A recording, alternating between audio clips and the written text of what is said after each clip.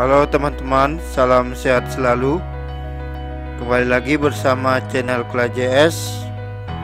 Kali ini kita akan melanjutkan pembahasan soal SKB untuk formasi CPNS pengelola pengadaan barang dan jasa pada bagian yang ke-6.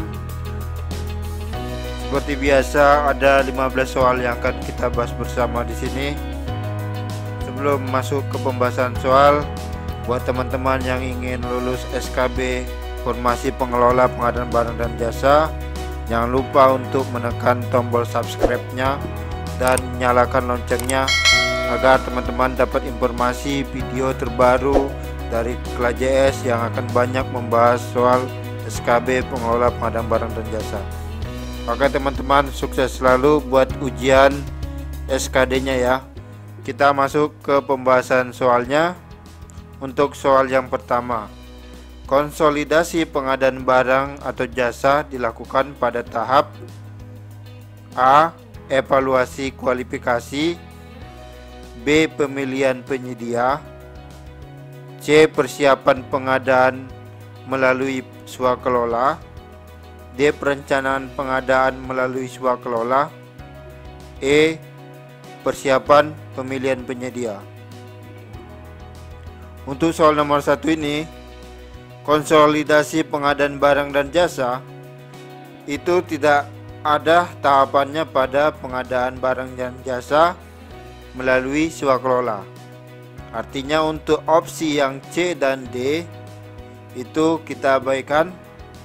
Kita lihat di dalam Peraturan Presiden nomor 16 tahun 2018 pada pasal 21 ayat yang pertama disebutkan, konsolidasi pengadaan barang atau jasa dilakukan pada tahap perencanaan pengadaan melalui penyedia, pada tahap persiapan pengadaan barang atau jasa melalui penyedia, dan atau persiapan pemilihan penyedia.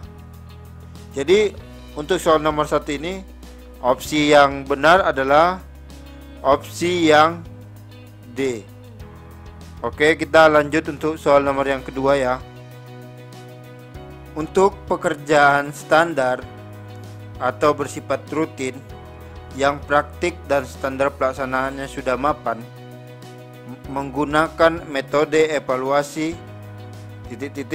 A. Harga terendah, B. Biaya terendah, C. Pagu anggaran, D. Kualitas, dan E. Kualitas dan biaya. Untuk soal nomor 2 ini merupakan metode evaluasi yang ada pada pekerjaan jasa konsultansi. Artinya untuk metode evaluasi yang ada pada pekerjaan barang, pekerjaan konstruksi atau jasa lainnya itu kita abaikan. Untuk opsi yang A, tidak ada di metode evaluasi pada jasa konsultansi. Untuk menjawab soal nomor 2 ini, kita dapat lihat di dalam Perpres nomor 16 tahun 2018 pada pasal 42 ayat 5, di mana metode evaluasi biaya terendah hanya digunakan untuk pekerjaan yang standar atau bersifat rutin yang praktik dan standar pelaksanaan pekerjaannya sudah mapan. Jadi untuk soal nomor 2 ini, biaya terendah itu digunakan untuk pekerjaan standar atau bersifat rutin yang praktik dan standar pelaksanaannya sudah mapan. Contohnya adalah pada pekerjaan jalan kabupaten. Itu merupakan pekerjaan yang sudah standar ya, sederhana dan terstandar. Artinya untuk standar pelaksanaannya itu sudah mapan. Jadi jawabannya adalah opsi yang B.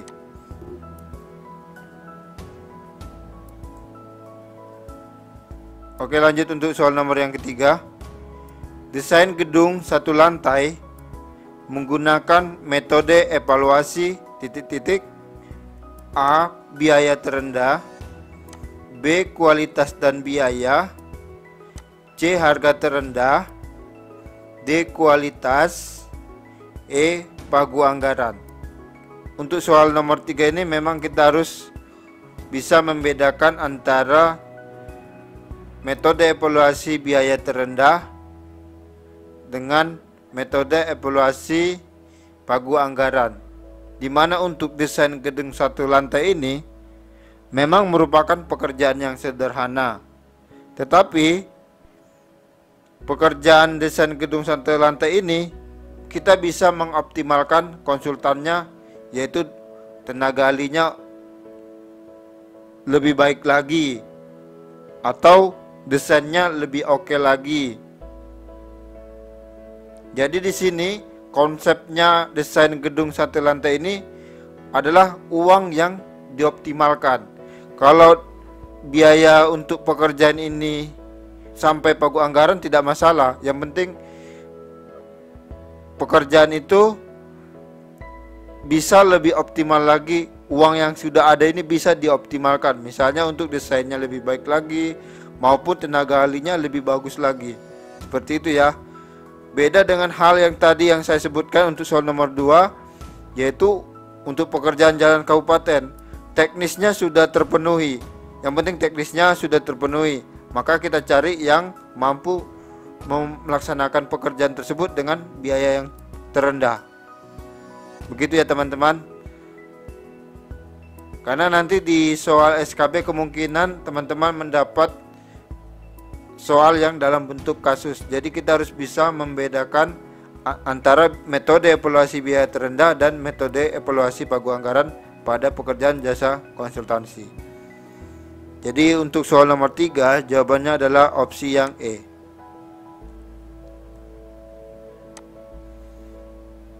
Oke, kita lanjut untuk soal nomor 4. Metode evaluasi pengadaan barang yang memperhitungkan penilaian teknis dan harga adalah. Untuk menjawab soal nomor 4 ini kita lihat di dalam Perpres nomor 16 tahun 2018 pada pasal 39 ayat 2 disebutkan metode evaluasi sistem nilai. Saya ulangi ya. Metode evaluasi sistem nilai digunakan untuk pengadaan barang, pekerjaan konstruksi, atau jasa lainnya yang memperhitungkan penilaian teknis dan harga. Jadi udah jelas ya, metode evaluasi dengan sistem nilai yaitu metode evaluasi yang memperhitungkan penilaian teknis dan harga. Jadi jawabannya adalah opsi yang E. Kita lanjut untuk soal nomor yang kelima. Jasa desain pembangunan bandara internasional menggunakan metode evaluasi A. Biaya terendah, B. Kualitas dan biaya, C. Harga terendah, D. Kualitas, dan E. Pagu anggaran. Untuk soal nomor 5 ini, kata kuncinya di sini adalah pembangunan bandara internasional. Artinya, ini merupakan pekerjaan yang belum dapat diuraikan dengan pasti ya. Lingkup pekerjaan, jenis tenaga ahli, dan penyelesaian pekerjaannya tidak dapat diuraikan pasti dalam KAK. Jadi, untuk menjawab soal nomor 5 ini, kita lihat di dalam Perpres nomor 16 tahun 2018 pada pasal 42 ayat 3, metode evaluasi kualitas digunakan untuk pekerjaan yang ruang lingkup pekerjaannya, jenis tenaga ahlinya, dan waktu penyelesaian pekerjaan tidak dapat diuraikan dengan pasti di dalam KAK. Dan ini merupakan pekerjaan penyedia konsultansi perorangan. Jadi jawabannya adalah opsi yang D.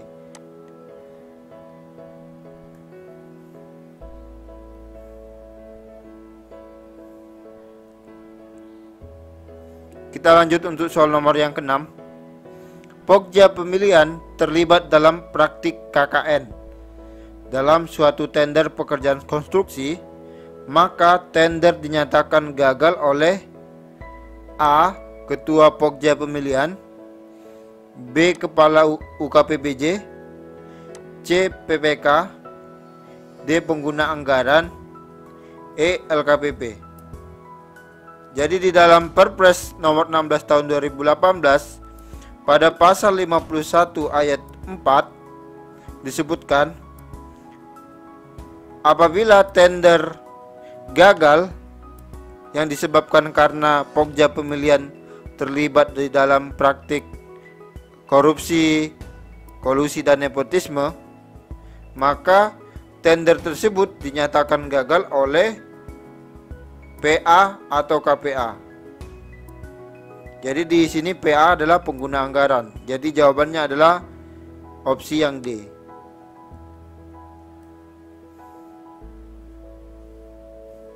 Beda lagi halnya jika peserta pemilihan yang terlibat di dalam praktik KKN.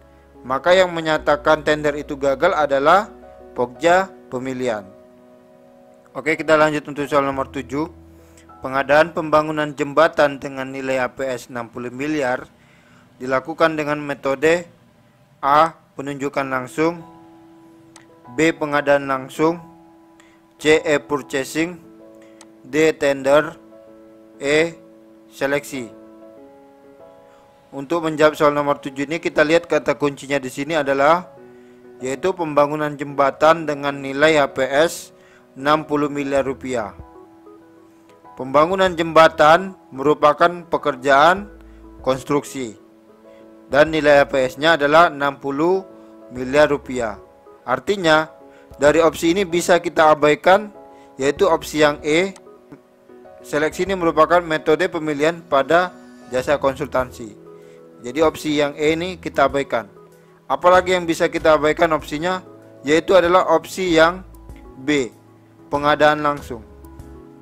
Selanjutnya kita lihat di dalam Perpres nomor 16 tahun 2018 pada pasal yang ke-38 disebutkan tender dapat dilaksanakan dalam hal tidak dapat menggunakan metode pemilihan penyedia, yaitu yang pertama e-purchasing, kedua pengadaan langsung, ketiga penunjukan langsung, keempat tender cepat, dan yang kelima baru tender boleh dilaksanakan.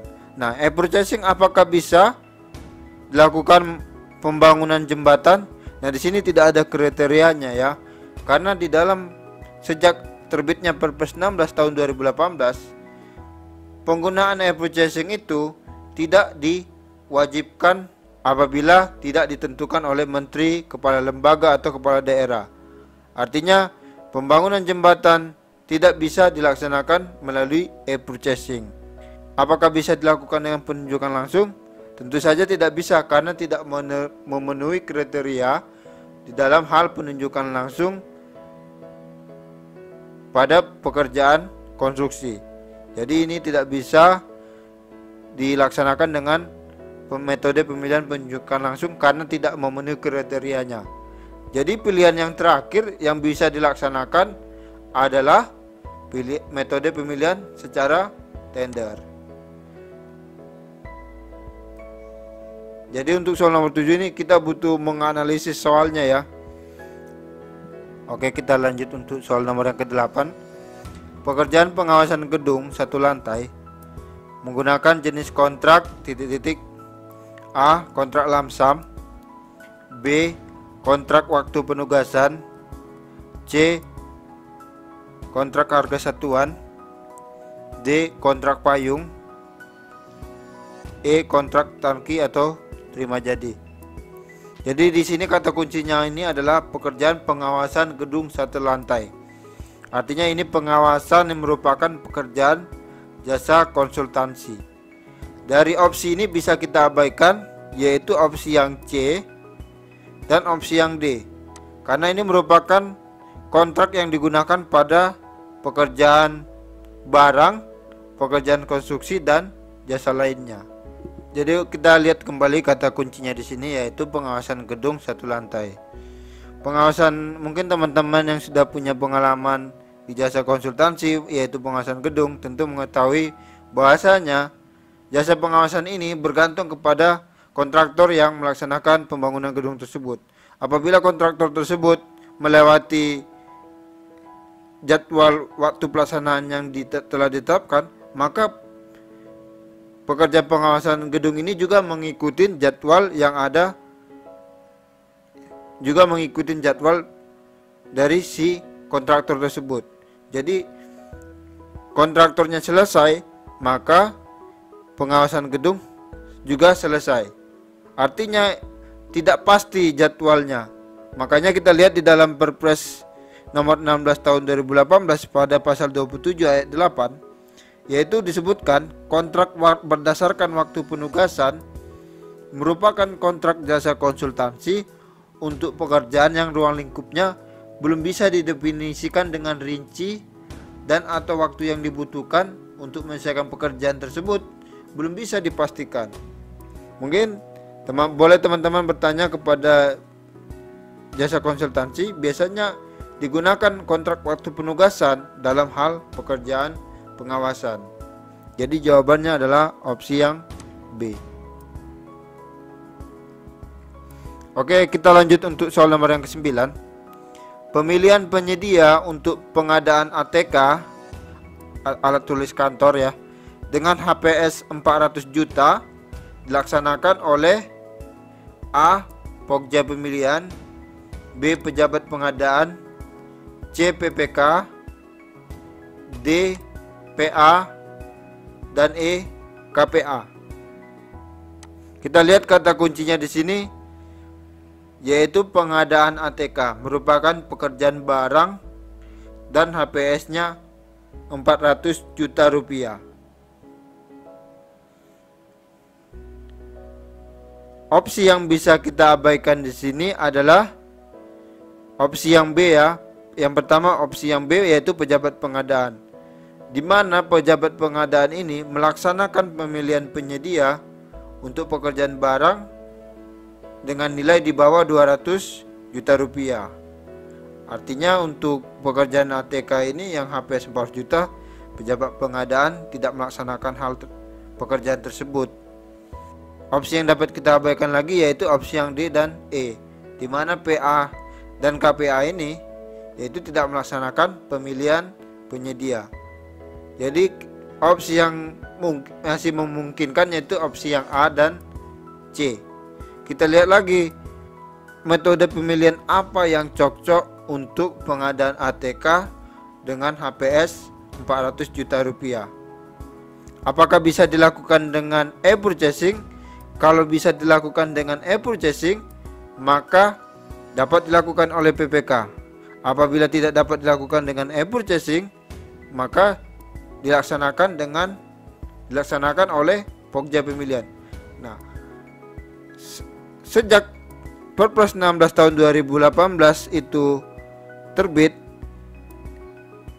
pembelian barang melalui e-katalog itu tidak diwajibkan kecuali ditetapkan oleh menteri, kepala lembaga atau kepala daerah. Artinya untuk pengadaan ATK dengan nilai 400 juta ini ya tidak diwajibkan untuk dilaksanakan melalui e-katalog. Begitu. Artinya bisa dilaksanakan ke metode pemilihan yang lain. Nah, dalam hal ini dengan nilai 400 juta rupiah maka bisa dilaksanakan dengan metode pemilihan tender yang dilaksanakan oleh Pokja pemilihan. Maka jawabannya adalah opsi yang A. Oke, kita lanjut untuk soal nomor yang ke-10. Metode pemilihan penyedia untuk pengadaan ATK dengan nilai HPS 400 juta rupiah adalah A. E-purchasing, B. Penunjukan langsung, C. Pengadaan langsung, D. Seleksi, E. Repeat order. Untuk soal nomor 10 ini mirip dengan soal nomor 9 ya. Untuk nomor 10 ini yang ditanyakan adalah metode pemilihan penyedianya. Apabila di nomor 9 kita metode pemilihannya kita gunakan adalah tender, untuk nomor 10 ini belum tentu bisa kita gunakan metode tender. Karena opsi untuk nomor 10 ini tidak ada opsi tendernya. Maka di sini kita harus menganalisis dari opsi yang ada. Yang mana bisa kita terapkan dari opsi yang ada ini untuk jawaban nomor 10. Kita lihat lagi di sini opsi yang bisa kita abaikan, yaitu opsi yang D, seleksi ya. Karena seleksi merupakan metode pemilihan pada pekerjaan jasa konsultansi. Sementara kata kunci kita adalah pekerjaan ATK, yaitu pekerjaan barang. Selanjutnya nilai APS-nya 400 juta. Berarti pengadaan langsung tidak bisa digunakan. Opsi yang C dan E kita abaikan. Kita lihat opsi yang B. Apakah memenuhi kriteria untuk penunjukan langsung?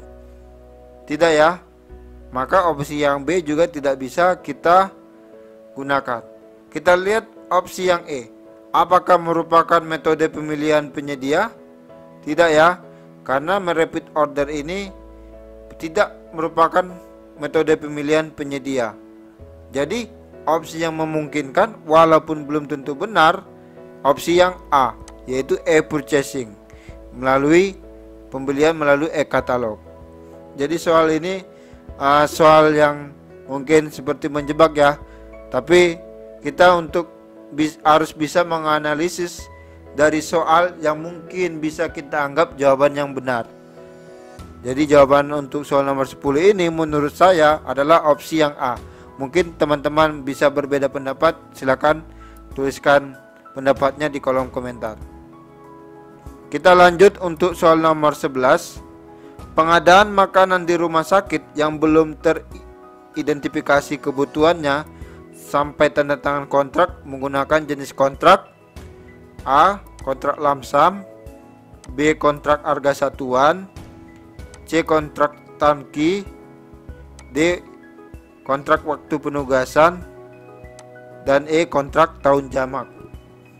Jadi kata kuncinya untuk soal nomor 11 ini adalah pengadaan makanan di rumah sakit yang belum teridentifikasi. Artinya kuantitas pekerjaannya, volume pekerjaannya itu masih bersifat perkiraan. Maka kita lihat di dalam Perpres nomor 16 tahun 2018 pada pasal 27 ayat 4, kriteria kontrak harga satuan yaitu volume atau kuantitas pekerjaannya masih bersifat perkiraan pada saat kontrak ditandatangani. Yang kedua, pembayaran berdasarkan hasil pengukuran bersama atas realisasi volume pekerjaan.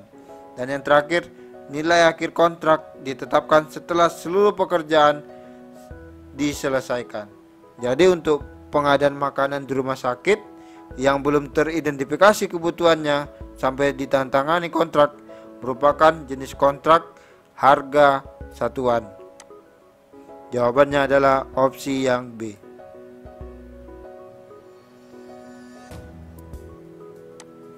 Oke, kita lanjut untuk soal nomor yang ke-12. Jenis kontrak LKPP dengan penyedia pada e-katalog adalah A. Kontrak lamsam, B. Harga satuan, C. Surat perjanjian, D. Kontrak payung, dan E. Waktu penugasan. Untuk soal nomor 12 ini kita lihat kontrak payung ini merupakan bentuk kontrak harga satuan dalam periode waktu tertentu untuk barang atau jasa yang belum dapat ditentukan volume dan atau waktu pengirimannya pada saat kontrak ditandatangani. Jadi kontrak LKPP dengan penyedia e-katalog ini yaitu menggunakan kontrak payung. Jawabannya adalah opsi yang D. Kita lanjut untuk soal nomor 13. Penetapan sasaran pada pekerjaan swakelola ditetapkan oleh A. KLPD penanggung jawab anggaran, B. Tim persiapan, C. Tim perencana, D. PAKPA, atau E. Pokja pemilihan. Kita lihat di dalam Peraturan Presiden nomor 16 tahun 2018 pada pasal 23 ayat 2 disebutkan penetapan sasaran pekerjaan swakelola ditetapkan oleh pengguna anggaran atau kuasa pengguna anggaran. Jadi jawabannya adalah opsi yang D. Kita lanjut untuk soal nomor yang ke-14. Yang tidak termasuk dalam ketentuan penanganan keadaan darurat yaitu,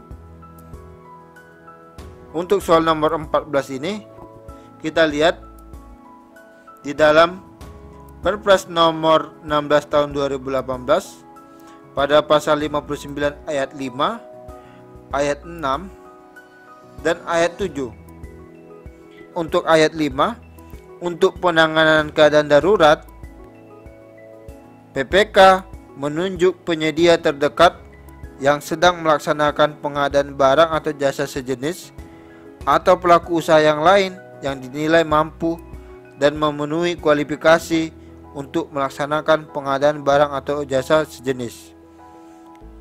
Untuk ayat yang ke-6, penanganan keadaan darurat dapat dilakukan dengan penggunaan konstruksi permanen dalam hal penyerahan pekerjaan permanen masih dalam kurun waktu keadaan darurat. Untuk ayat yang ke-7, penanganan keadaan darurat yang hanya bisa diatasi dengan konstruksi permanen, penyelesaian pekerjaan dapat melewati masa keadaan darurat. Nah, untuk soal nomor 14 ini kita cari yang tidak termasuk di dalam ketentuan penanganan keadaan darurat, yaitu yang seperti saya sebutkan tadi di ayat 5, 6 dan 7. Kita lihat opsinya. Opsi yang A, PPK menunjuk penyedia terdekat yang sedang melaksanakan pengadaan barang, jasa, atau sejenis. Ini termasuk ketentuan penanganan keadaan darurat seperti yang saya sebutkan di ayat 5. Opsi yang B, PPK menunjuk pelaku usaha yang lain yang dinilai mampu memenuhi kualifikasi untuk melaksanakan pengadaan barang atau jasa sejenis. Artinya opsi yang B juga memenuhi ketentuan penanganan keadaan darurat sesuai yang saya sebutkan pada ayat yang kelima. Kita lihat opsi yang C, penanganan keadaan darurat dapat dilakukan dengan konstruksi permanen. Ini juga memenuhi ketentuan yang ada pada ayat 6 ya. Penanganan keadaan darurat dapat dilakukan dengan penggunaan konstruksi permanen. Selanjutnya kita lihat opsi yang D. Penanganan keadaan darurat dilakukan dengan konstruksi permanen. Dalam hal penyerahannya dapat melewati masa keadaan darurat. Nah, opsi yang D ini tidak termasuk dalam ketentuan penanganan keadaan darurat. Karena kita lihat di dalam ayat ke-6, penanganan keadaan darurat dapat dilakukan dengan konstruksi permanen. Dalam hal penyerahan pekerjaan permanen masih dalam kurun waktu keadaan darurat. Artinya tidak boleh melewati masa keadaan darurat. Jadi opsi yang D tidak termasuk dalam ketentuan penanganan keadaan darurat. Jadi jawabannya adalah opsi yang D ya. Kita lihat opsi yang E. Penanganan darurat keadaan darurat dilakukan dengan konstruksi permanen. Dalam hal penyelesaian pekerjaan dapat melewati masa keadaan darurat. Jadi sesuai dengan ayat yang ke-7, penanganan keadaan darurat hanya bisa diatasi dengan konstruksi permanen. Penyelesaian pekerjaannya dapat melewati masa keadaan darurat. Jadi untuk soal nomor 14 yang tidak termasuk yaitu opsi yang D.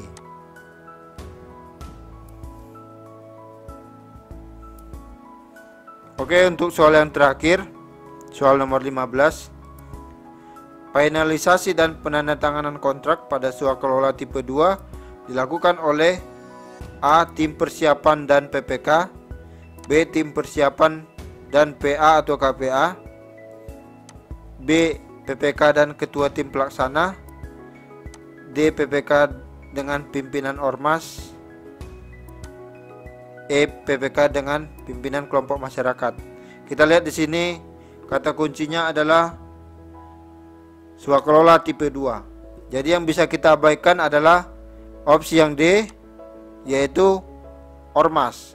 Ormas merupakan swakelola tipe 3. Selanjutnya opsi yang E juga bisa kita abaikan karena kelompok masyarakat ini pada swakelola tipe 4. Nah, kita fokus kepada opsi yang A dan opsi A, B, dan C. Kita lihat di dalam Perpres nomor 16 tahun 2018 pada pasal 47 ayat 2B sebutkan pelaksanaan swakelola tipe 2 dilakukan dengan ketentuan sebagai berikut. Yang pertama, PA-KPA melakukan kesepakatan kerjasama dengan kementerian, lembaga atau perangkat daerah lain pelaksana swakelola.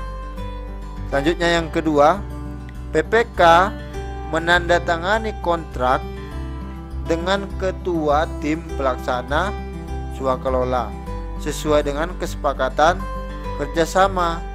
Jadi yang menandatangani kontrak yaitu PPK dan ketua tim pelaksana. Jadi jawabannya adalah opsi yang C. Oke teman-teman, demikian 15 soal SKB pengelola pengadaan barang dan jasa pada bagian yang ke-6. Semoga video ini bermanfaat buat teman-teman. Jangan lupa untuk menekan tombol subscribe-nya dan nyalakan loncengnya agar teman-teman dapat informasi video terbaru dari Pelajar S. Oke teman-teman, sukses selalu, salam pengadaan.